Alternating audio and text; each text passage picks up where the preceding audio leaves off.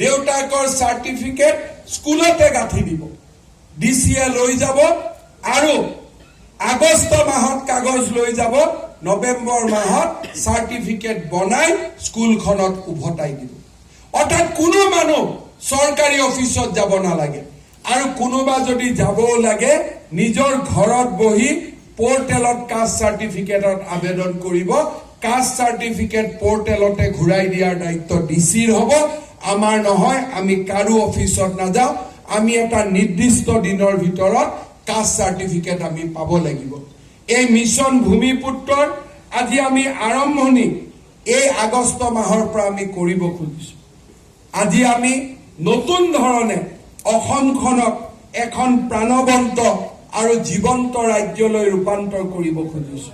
Hindustan paper কৰ্মচাৰীসকলক 500 কোটি টকা উভতাই দিবলৈ আমি সিদ্ধান্ত গ্ৰহণ কৰিছো অৰ্থাৎ 30 তাৰিখৰ ভিতৰত এজন কৰ্মীয়ে কাৰোবাৰ একাউণ্টত 1 কোটি টকা কাৰোবাৰ একাউণ্টত 1.5 কোটি টকা কৈ তেখেতসকলে পাব যাতে তেওঁলোকৰ আজি ইমান বছৰৰ কষ্ট আৰু সাধনাই এটা যাতে ইস্পিত ফল পাব পাৰে শ্ৰদ্ধাৰ কাৰ্যকৰ্তা বন্ধু বান্ধৱীসকল